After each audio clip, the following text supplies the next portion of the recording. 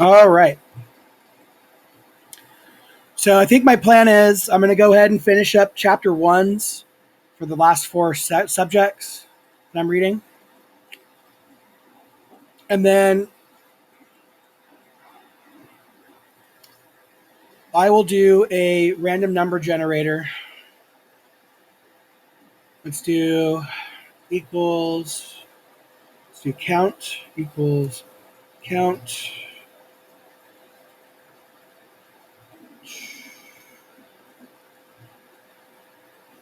Okay.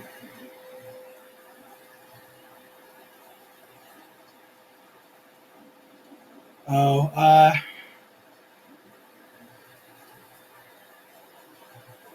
count cell. No.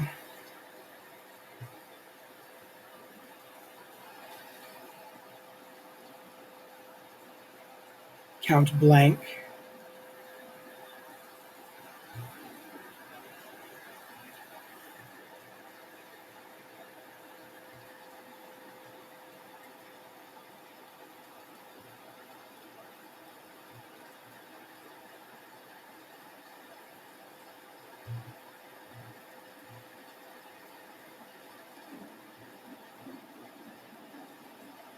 All right, so there's 16.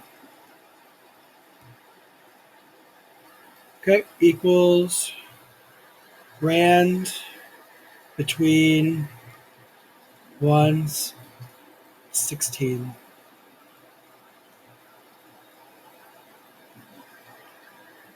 Equals rand between 116. Equals rand between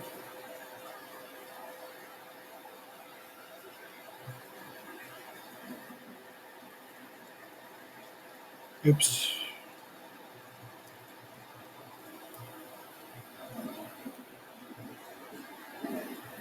Okay.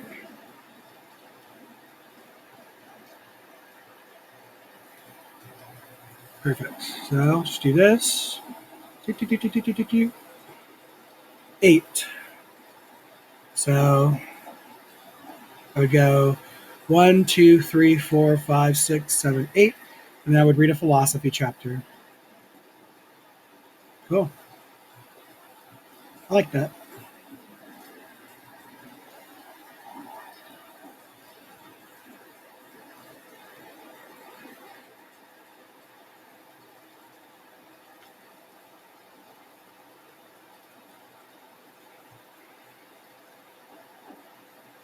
Sweet. So let's do U.S. history first. So I'll get chapter ones for each of those. Those will be like the intro into each book, and then I'll worry about the rands between. So do back. That would be humanities, U.S. history. Yep. Go to file.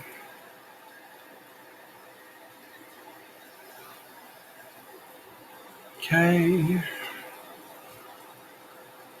Do chapter 1. The Americas, Europe, and Africa before 1492.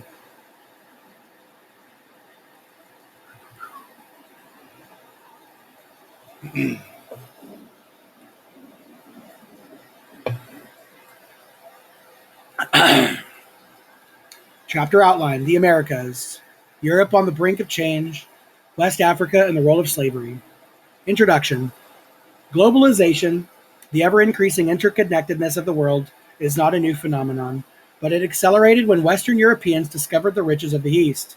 During the Crusades, Europeans developed an appetite for spices, silk, porcelain, sugar, and other luxury items from the East, for which they traded fur, timber, and Slavic people they captured and sold. But when the Silk Road, the long overland trading route from China to the Mediterranean, became costlier and more dangerous to travel, Europeans searched for a more efficient and inexpensive trade route over water, initiating the development of what we now call the Atlantic world. In pursuit of commerce in Asia, 15th century traders unexpectedly encountered a new world populated by millions and home to sophisticated and numerous peoples. mistakenly believed they had reached the East Indies. These early explorers called its inhabitants Indians. West Africa, a diversely and culturally rich area, soon entered the stage as other nations exploited its slave trade and brought its peoples to the New World in chains. Although Europeans would come to dominate the New World, they could not have done so without Africans and native peoples. 1.1 The Americas. Learning objectives. By the end of this section, you will be able to locate on a map the major American civilizations before the arrival of the Spanish, discuss the cultural achievements of these civilizations, discuss the differences and similarities between lifestyles, religious practices, and customs among native peoples. Most Native American origin stories assert that native nations have always called the Americans home. However, some scholars believe that between 9 and 15,000 years ago, a land bridge existed between Asia and North America that we now call Beringia.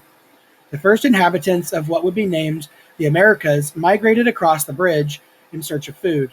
When the glaciers melted, water engulfed Beringia, and the Bering Strait was formed. Later, settlers came by boat across the narrow strait. Continually moving southward, the settlers eventually populated both North and South America, creating unique cultures that ranged from the highly complex and urban Aztec civilization in what is now Mexico City to the woodland tribes of eastern North America. Recent research along the west coast of South America suggests that migrant populations may have traveled down this coast by water as well as by land. Researchers believe that about 10,000 years ago, humans also began the domestication of plants and animals, adding agriculture as a means of sustenance to hunting and gathering techniques. With this agricultural revolution and the more abundant and reliable food supplies it brought, populations grew and people were able to develop a more settled way of life, building permanent settlements. Nowhere in the Americas was this more obvious than in Mesoamerica. The first Americans, the Olmec. Mesoamerica is the geographic region stretching from north of Panama up to the desert of central Mexico. Although marked by great topographic, linguistic, and cultural diversity, this region cradled a number of civilizations with similar characteristics. Mesoamericans were polytheistic. Their gods possessed both male and female traits and demanded blood sacrifices of enemies taken in battle of ritual bloodletting. Corn, or maize, domesticated by 5000 BCE, formed the basis of their diet. They developed a mathematical system, built huge edifices, and devised a calendar that accurately predicted eclipses and solstices that priest astronomers used to direct the planting and harvesting of crops. Most important for our knowledge of these peoples, they created the only known written language in the Western Hemisphere. Researchers have made much progress in interpreting the inscriptions on their temples and pyramids. Though the area has no overarching political structure, trade over long distances helped diffuse culture. Weapons made of obsidian, jewelry crafted from jade, feathers woven into clothing, and ornaments and cacao beans were shipped into a chocolate drink formed the basis of commerce. The mother of Mesoamerican cultures was the Olmec civilization. Flourishing along the hot Gulf Coast of Mexico from about 1200 to about 400 BCE, the Olmec produced a number of major works of art, architecture, pottery, and sculpture. Most recognizable are their giant head sculptures and the pyramid in Levanta. The Olmec built aqueducts to transport water into their cities and irrigate their fields. They grew maize, squash, beans, and tomatoes. They also bred small domesticated dogs, which, along with fish, provided their protein. Although no one knows what happened to the Olmec after about 400 BCE, in part because the jungle reclaimed many of their cities, their culture was the base upon which the Maya and the Aztec built. It was the Olmec who worshipped a rain god, a maize god, and the feathered serpent so important in the future of pantheons of the Aztecs and the Maya. So Olmec was also developed a system of trade throughout Mesoamerica, giving rise to an elite class. The Maya. After the decline of the Olmec, a city rose in the fertile central highlands of Mesoamerica, one of the largest population centers in pre-Columbian America and home to more than 100,000 people at its height in about 500 CE. Teotihuacan was located about 30 miles away of modern Mexico City. The ethnicity of this settlement's inhabitants is debated. Some scholars believed it was a multi-ethnic city. Large-scale agriculture and the resultant abundance of food allowed time for people to develop special trades and skills other than farming. Builders constructed over 2,200 apartment compounds for multiple families, as well as more than 100 temples. Among these were the Pyramid of the Sun and the Pyramid of the Moon. Near the Temple of the Feathered Serpent, graves have been uncovered that suggest humans were sacrificed for religious purposes. The city was also the center for trade, which extended to settlements on Mesoamerican's Gulf Coast. The Maya were one Mesoamerican culture that had strong ties to Teotihuacan. The Maya's architectural and mathematical contributions were significant. Flourishing from roughly 2000 BCE to 900 CE in what is now Mexico, Belize, Honduras, and Guatemala, the Maya perfected the calendar and written language the Olmec had begun. They devised a written mathematical system to record crop yields and the size of the population and to assist in trade. Surrounded by farms relying on primitive agriculture, they built the city-states of Copan, Tikal, and Chichen Itza along their major trade routes, as well as temples, statues of gods, pyramids, and astronomical observatories. However, because of poor soil and a drought that lasted nearly 2 centuries, their civilization declines by about 900 CE, and they abandoned their large population centers. The Spanish found little organized resistance among the weakened Maya upon their arrival in the 1520s. However, they did find Mayan history in the form of glyphs, or pictures representing words, recorded in folding books called codices. In 1562, Bishop Diego de Landa, who feared the converted native people had reverted to their traditional religious practices, collected and burnt every codex he could find. Today only a few survive. The Aztec. When the Spaniard Hernan Cortez arrived on the coast of Mexico in the 16th century at the site of present-day Veracruz, he soon heard of a great city ruled by an emperor named Moctezuma. This city was tremendously wealthy, filled with gold, and took in tribute from surrounding tribes.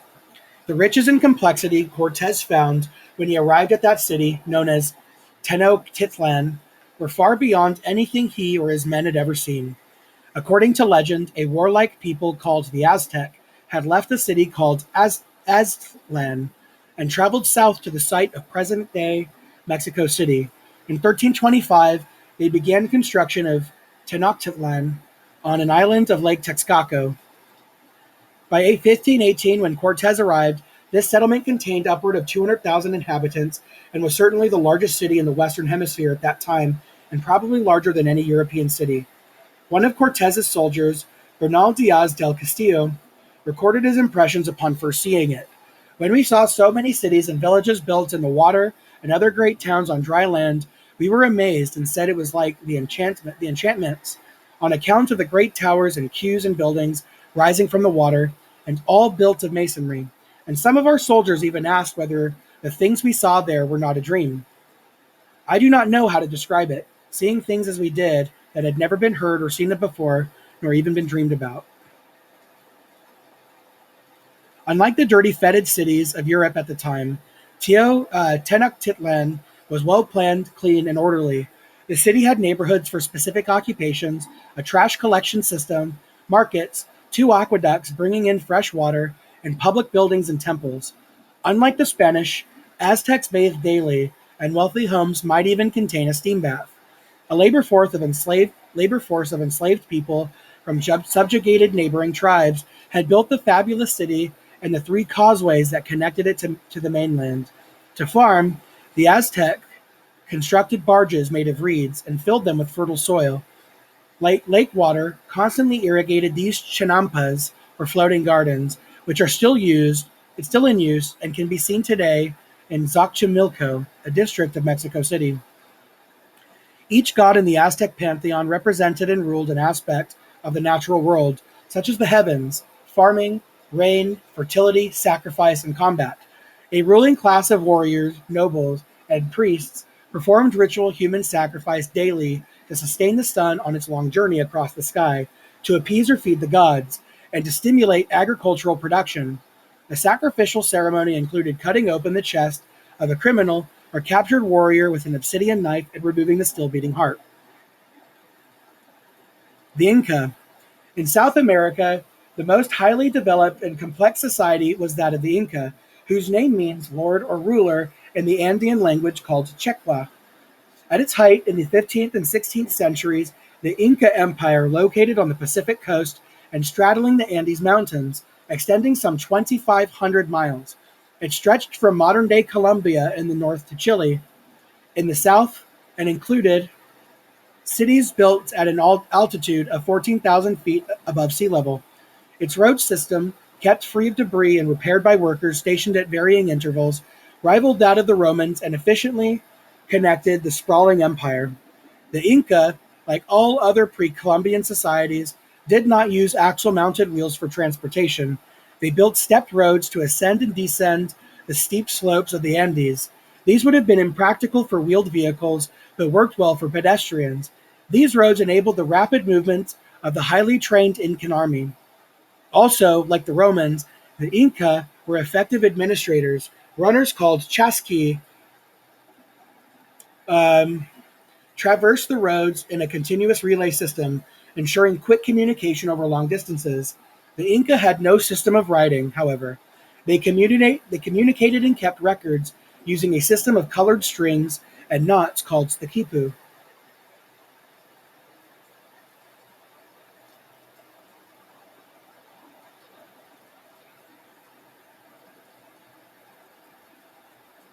The Inca people worshipped their lord, who, as a member of an elite ruling class, had absolute authority over every aspect of life.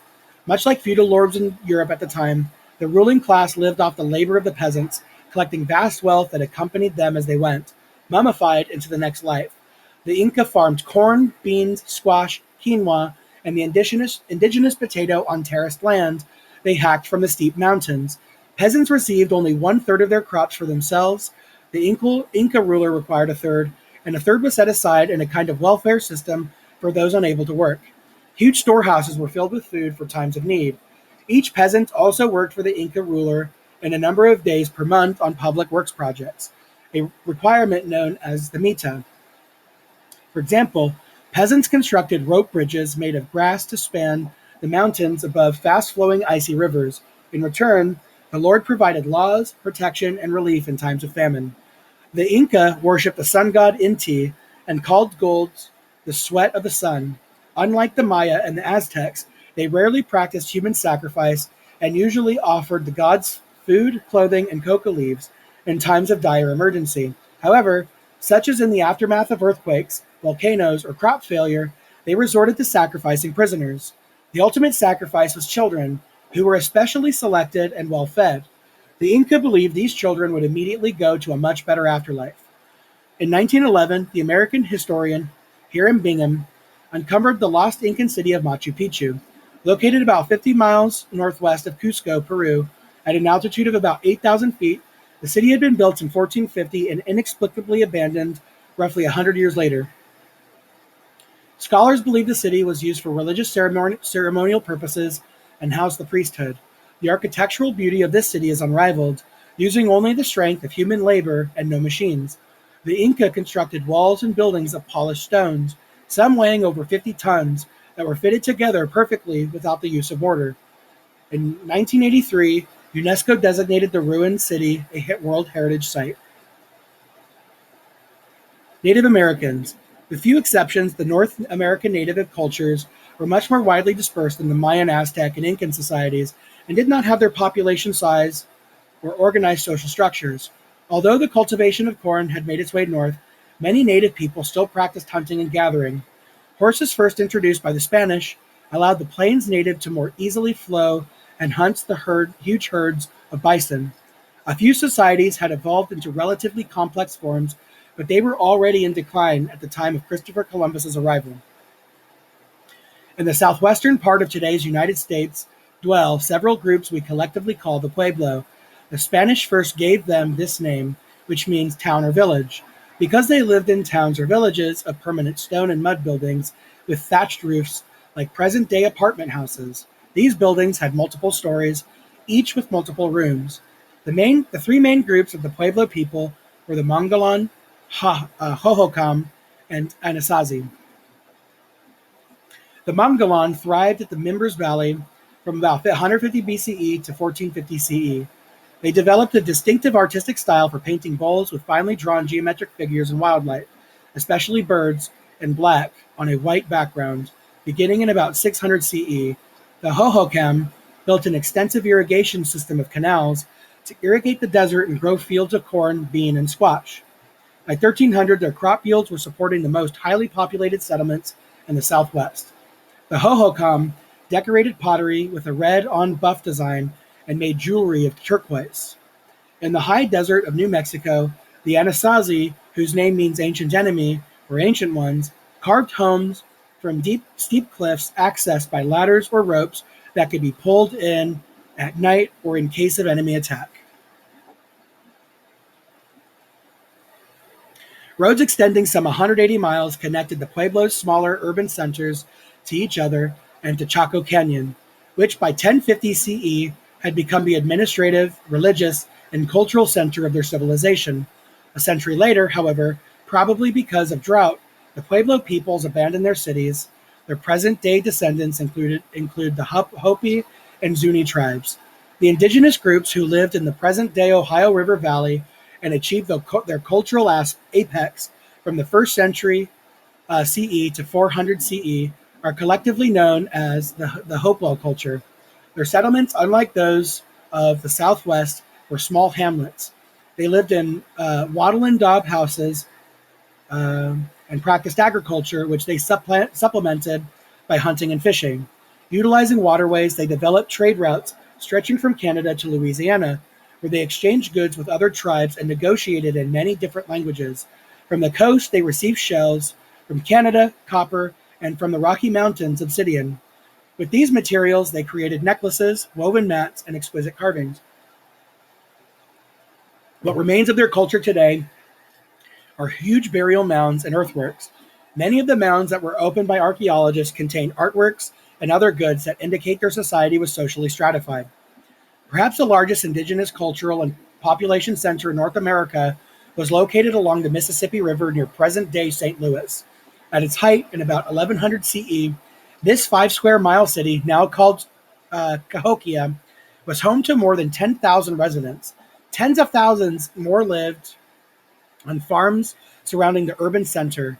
The city also contained 120 earthen mounds or pyramids, each dominating a particular neighborhood, and on each of which lived a leader who exercised authority over the surrounding area. The largest mound covered 15 acres. Cahokia was the hub of political and trading activities along the Mississippi River. After 1300 CE, however, this civilization declined, possibly because the area became unstable to support the large population. Native peoples of the eastern woodland.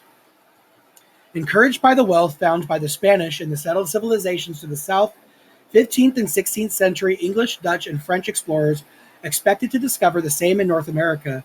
What they found instead were small, disparate communities, many already ravaged by European diseases brought by the Spanish and transmitted among the native peoples. Rather than gold and silver, there was an abundance of land and the timber and fur that land could produce. The native peoples living east of the Mississippi did not construct the large and complex societies of those to the west.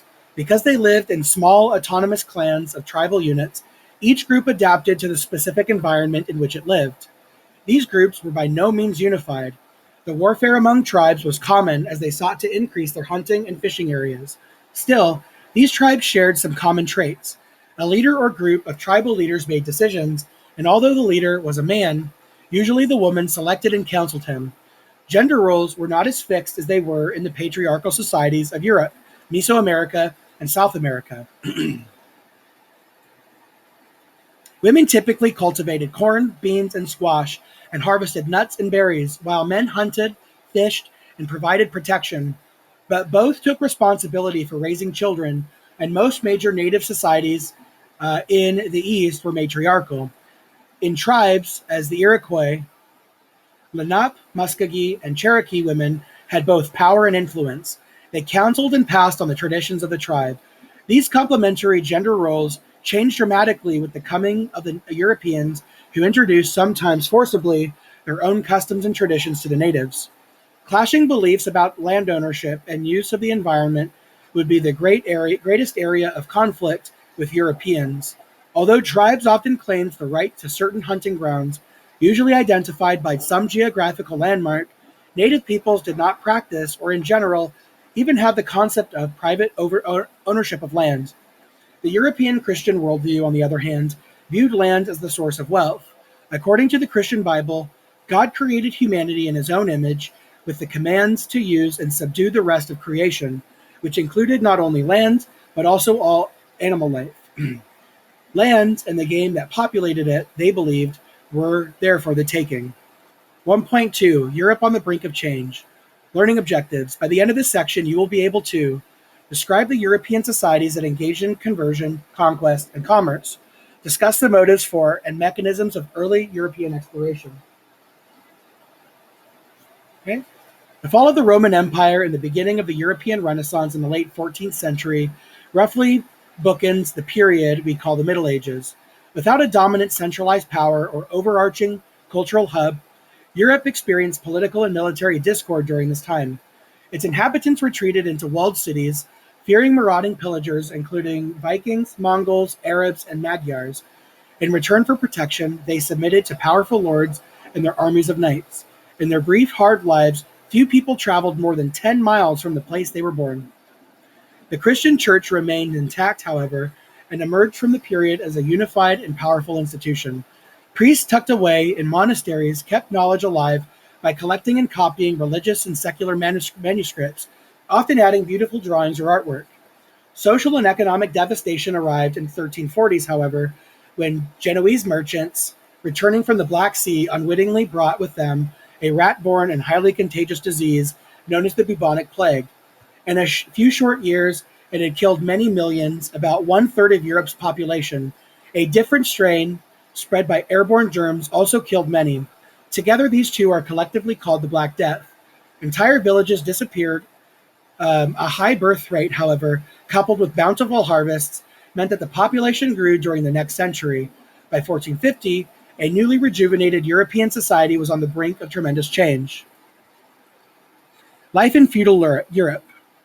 During the Middle Ages, most Europeans lived in small villages that consisted of a manorial house or castle for the lord, a church, and simple homes for the peasants or serfs, who made up about 60% of Western Europe's population.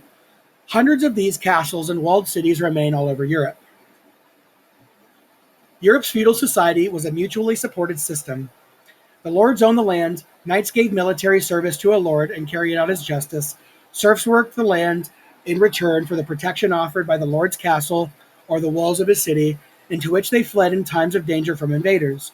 Much land was communally farmed at first, but as lords became more powerful, they extended their ownership and rented land to their subjects. Thus, although they were technically free, serfs were effectively bound to the land they worked, which supported them and their families, as well as the lord and all those who depended on him. The Catholic Church, the only church in Europe at the time, also owned vast tracts of land and became very wealthy by collecting not only tithes, but also rents on its lands. A serf's life was difficult. Women often died in childbirth, and perhaps one-third of children died before the age of 5. Without sanitation or medicine, many people perished from diseases we consider inconsequential today. Few lived to be older than 45. Entire families, usually including grandparents, lived in one- or two-room hovels that were cold, dark, and dirty. A fire was kept lit and was always a danger to the thatched roofs, while its constant smoke affected the inhabitants' health and eyesight. Most individuals owned no more than 2 sets of clothing, consisting of a woolen jacket or tunic and linen undergarments, and bathed only when the waters melted in spring. In an agrarian society, the seasons dictate the rhythm of life. Everyone in Europe's feudal society had a job to do and worked hard. The father was the unquestioned head of the family. Idleness meant hunger. When the land began to thaw in early spring, peasants started tilling the soil with primitive wooden plows and crude rakes and hoes. Then they planted crops of wheat, rye, barley, and oats, reaping small yields that barely sustained the population. Bad weather, crop disease, or insect infestation could cause an entire village to starve or force the survivors to move to another location. Early summer saw the first harvesting of hay, which was stored until needed to feed the animals in winter. Men and boys sheared the sheep, now heavy with wool from the cold weather, while women and children washed the wool and spun it into yarn. The coming of fall meant crops needed to be harvested and prepared for winter. Livestock was butchered and the meat smoked or salted to preserve it.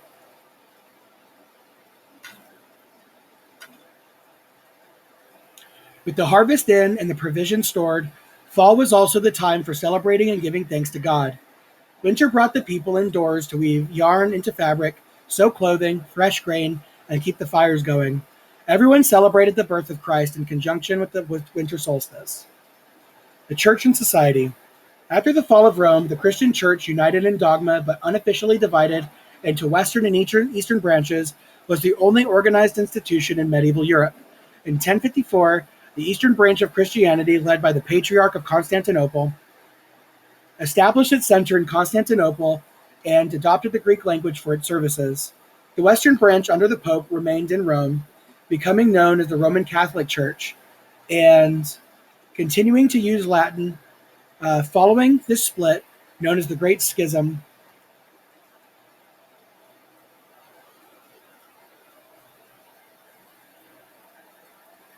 each branch of Christianity maintained a strict organizational hierarchy. The Pope in Rome, for example, oversaw a huge bureaucracy led by cardinals, known as the princes of the church, who were followed by archbishops, bishops, then priests. During this period, the Roman Church became the most powerful international organization in Western Europe. Just as agrarian life depended on the seasons, village and family life revolved around the church. The sacraments, or special ceremonies of the church, marked every stage of life, from birth to maturation, marriage, and burial, and brought people into the church on a regular basis. As Christianity spread throughout Europe and replaced pagan and animistic views, explaining supernatural events and forces of nature in its own terms. A benevolent God in heaven, creator of the universe, and beyond the realm of nature and the known, controlled all events, warring against the forces of darkness known as the devil or Satan here on earth. Although ultimately defeated, Satan still had the power to trick humans and cause them to commit evil or sin. All events had a spiritual connotation. Sickness, for example, might be a sign that the person had sinned, while crop failure could result from the villagers not saying their prayers. Penitents confessed their sins to the priest, who absolved them and assigned them penance to atone for their acts and save themselves from eternal damnation. Thus the parish priest held enormous power over the lives of his parishioners. Ultimately, the Pope decided all matters of theology, interpreting the will of God to the people, but he also had authority over temporal matters. Because the church had the ability to excommunicate people or send a soul to hell forever, even monarchs feared to challenge its power. It was also the seat of all knowledge. Latin, the language of the church, served as a unifying factor for a continent of isolated regions, each with its own dialect. In the early Middle Ages, nations as we know them today did not yet exist. The mostly illiterate serfs were thus dependent on those literate priests to read and interpret the Bible, the Word of God, for them. Christianity encounters Islam. The year 622 brought a new challenge to Christendom. Near Mecca, Saudi Arabia, a prophet named Muhammad received a revelation that became a cornerstone of the Islamic faith. The Quran contained his message affirming monotheism, but identifying Christ not as God, but as a prophet like Moses, Abraham, David, and Muhammad. Following Muhammad's death in 632, Islam spread by conversion and military conquest across the Middle East and Minor Asia to India and North Africa, crossing the Straits of Gibraltar into Spain in the year 711. The Islamic conquest of Europe continued until 732. Then, at the Battle of Tours, Charles Martel, nicknamed the Hammer, led a Christian force in defeating the army of Abdul Rahman al-Qaddafi. Muslims, however, retained control of much of Spain, where Cordoba, known for leather and wool production, became a major center of learning and trade. By the 11th century, a major Christian holy war called the Reconquista, or Reconquest, had begun to slowly push Muslims from Spain. With the start of the Crusades, the wars between Christians and Muslims for domination of the Holy Land, Christians in Spain and around Europe began to see the Reconquista as part of a larger religious struggle with Islam. Jerusalem and the Crusades.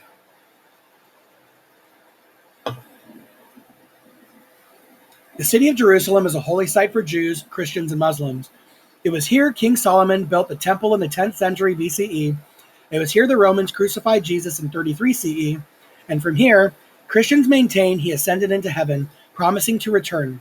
From here, Muslims believe Muhammad traveled to heaven in 621 to receive instructions about prayer.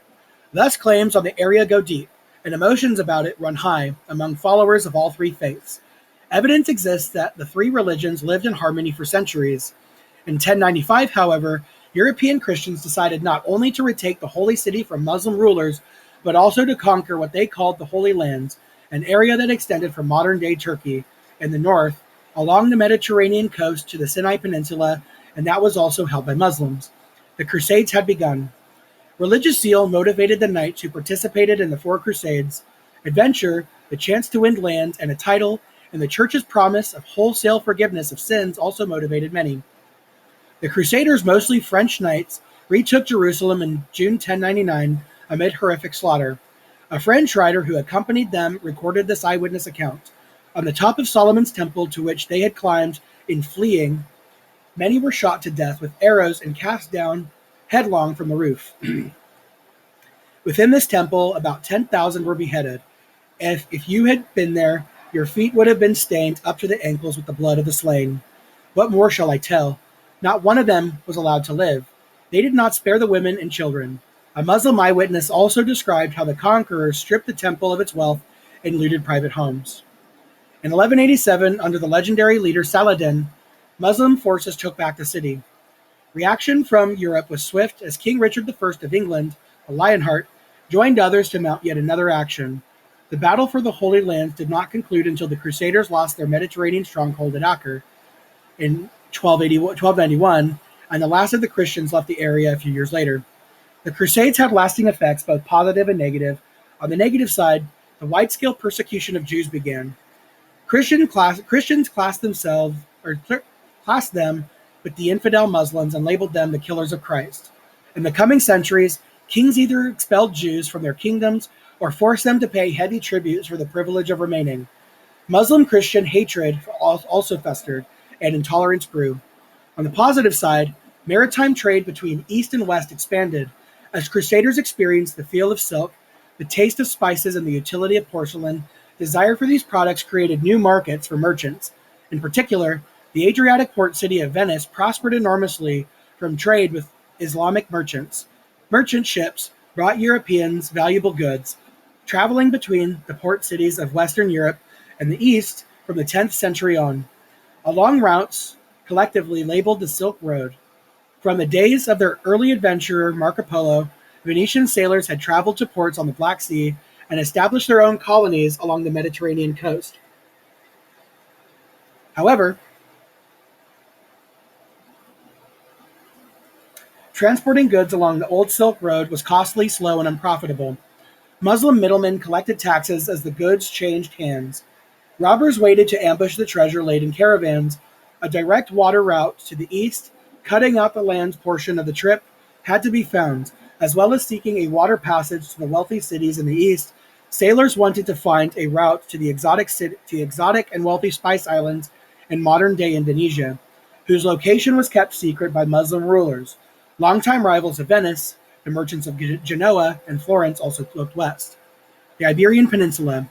Although Norse explorers such as Leif Erikson, the son of Eric the Red, who first settled Greenland, had reached Canada roughly 500 years prior to Christopher Columbus's voyage, it was the explorers sailing for Portugal and Spain who traversed the Atlantic throughout the 15th century and ushered in an unprecedented age of exploration and permanent contact with North America.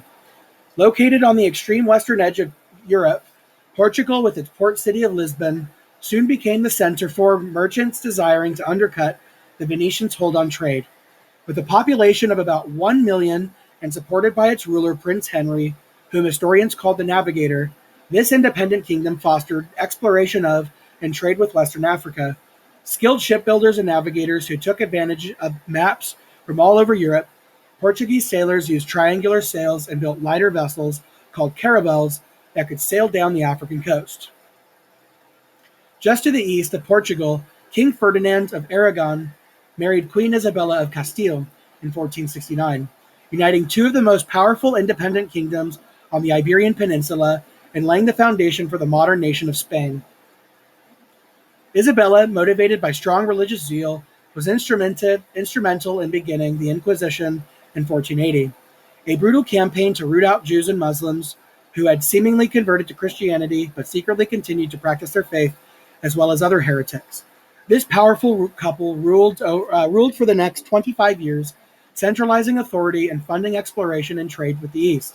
One of their daughters, Catherine of Aragon, became the first wife of King Henry VIII of England. The year 1492 witnessed some of the most significant events of Ferdinand and Isabella's reign.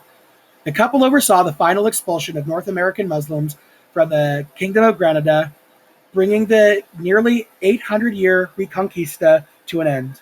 In this same year, they also ordered all unconverted Jews to leave Spain. Also in 1492, after 6 years of lobbying, a Genoese sailor named Christopher Columbus persuaded the monarchs to fund his expedition to the Far East. Columbus had already pitched his plan to the rulers of Genoa and Venice without success, so the Spanish monarchy was his last hope. Christian zeal was the prime motivating factor for Isabella, as she imagined her faith spreading to the east. Ferdinand, the more practical of the two, hoped to acquire wealth from trade. The most educated individuals at the time knew the earth was round, so Columbus's plan to reach the east by sailing west was plausible. Though the calculations of Earth's circumference made by the Greek geographer Eratosthenes in the 2nd century BCE were known, most scholars did not believe they were dependable. Thus, Columbus would have no way of knowing when he had traveled far enough around the Earth to reach his goal, and in fact, Columbus greatly underestimated the Earth's circumference. In August 1492, Columbus set sail with his 3 small caravels. After a voyage of about 3,000 miles lasting 6 weeks, he landed on an island in the Bahamas named Guanahani by the native Lucayans. He promptly christened it El Salvador, the name it bears today. 1.3 West Africa and the Role of Slavery. Learning objectives. At the end of this section, you will be able to locate the major West African empires on a map, discuss the roles of Islam in Europe and the slave trade. It is difficult to generalize about West Africa, which was linked to the rise and diffusion of Islam. This geographical unit, central to the rise of the Atlantic world, stretches from modern-day Mauritania to the Democratic Republic of the Congo and encompasses lush rainforests along the equator, savannas on either side of the forest, and much drier land to the north. Until about 600 CE, most Africans were hunter-gatherers. Where water was too scarce for farming, herders maintained sheep, goats, cattle, or camels. In the more heavily wooded area near the equator, farmers raised yams, palm products, or plantains. The savanna areas yielded rice, millet, and sorghum. Sub-Saharan Africans had little experience in maritime matters. Most of the population lived away from the coast, which is connected to the interior by 5 main rivers: the Senegal, Gambia, Niger, Volta, and Congo.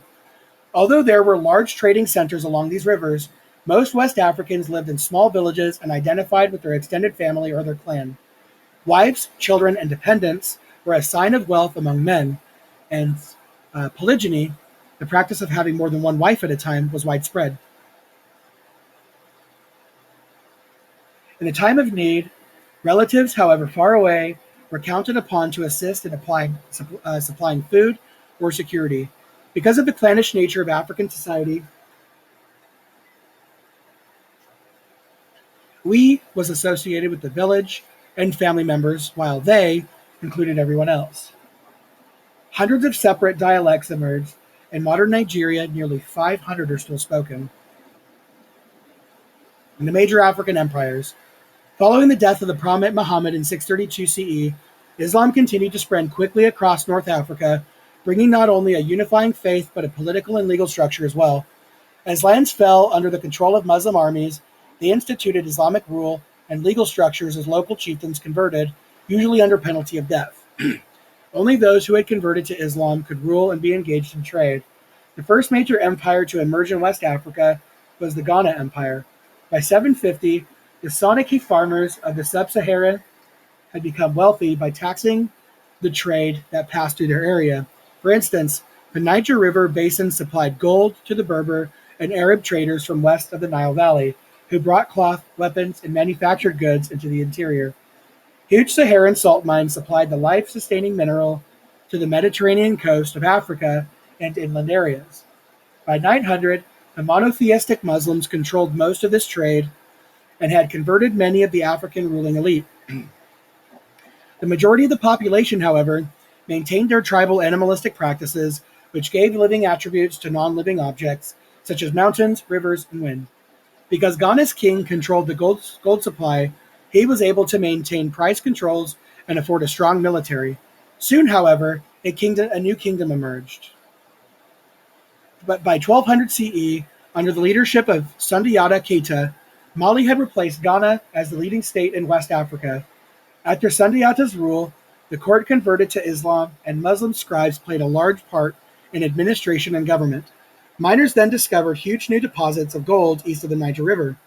By the 14th century, the empire was so wealthy that while on Hajj, or pilgrimage, to the holy city of Mecca, Mali's ruler Mansu Musa gave away enough gold to create serious price inflation in the cities along his route. Timbuktu, a capital city, became a leading Islamic center for education, commerce, and slave trade.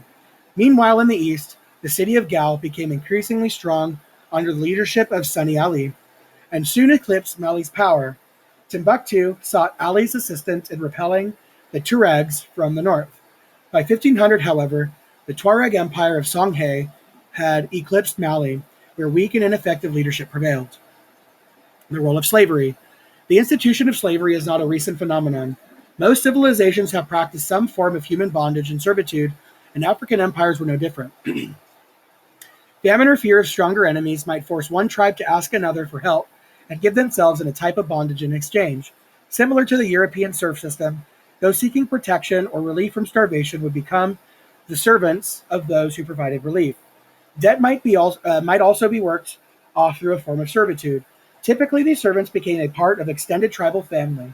There is some evidence of chattel slavery, in which people are treated as personal property to be bought and sold in the Nile Valley.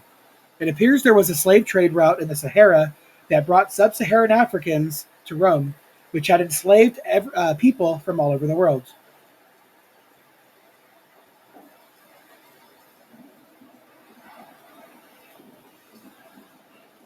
Arab slave trading, which exchanged enslaved people for goods from the Mediterranean, exists long before Islam spread across North Africa. Muslims later expanded this trade and enslaved not only Africans, but also Europeans, especially from Spain, Sicily, and Italy. Male captives were forced to build coastal fortifications and serve as enslaved galley people. Women were added to the harem. The major European slave trade began with Portugal's exploration of the west coast of Africa in search of a trade route to the east. By 1444, enslaved people were being brought from Africa to work on the sugar plantation of the Madeira Islands. Off the coast of modern Morocco, the slave trade then expanded greatly as European colonies in the New World demanded an ever-increasing number of workers for the extensive plantations growing tobacco, sugar, and eventually rice and cotton.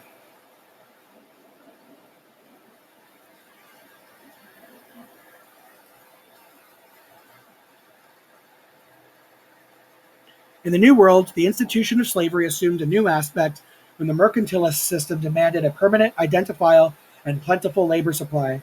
Enslaved Africans were both easily identified by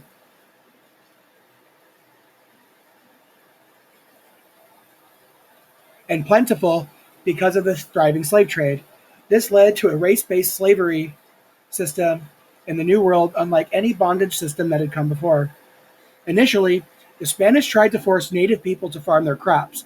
Most Spanish and Portuguese settlers coming from the New World were gentlemen and did not perform physical labor. They came to serve God, but also to get rich, as noted by Bernal Diaz del Castillo. However, enslaved natives tended to sicken or die from disease or from the overwork and cruel treatment they were subjected to, and so the indigenous peoples proved not to be the dependable source of labor. Although he later repented of his idea, the great defender of the native peoples, Bartolome de las Casas, seeing the near extinction of the native population, suggested the Spanish send black laborers to the Indies. These workers proved hardier, and within 50 years, a change took place. The profitability of African slave trade, coupled with the seemingly limitless number of potential enslaved people and the Catholic Church's denunciation of the enslavement of Christians, led race to become a dominant factor in the institution of slavery. In the English colonies along the Atlantic coast, indentured servants initially filled the need for labor in the north, where family farms were the norm. In the South, however, labor-intensive crops such as tobacco, rice, and indigo prevailed, and eventually the supply of indentured servants was insufficient to meet the demand. These workers served for only periods of 3 to 7 years before being freed. A more permanent labor supply was needed. Thus, whereas in Africa permanent inherited slavery was unknown, and children of those bound in slavery to the tribe usually were freed and intermarried with their captors, this change in the Americas, slavery became permanent, and children born to enslaved people became enslaved. This development, along with slavery's identification with race, forever changed the institution and shaped its unique character in the world. All right, that's it for U.S. history. Chapter 1.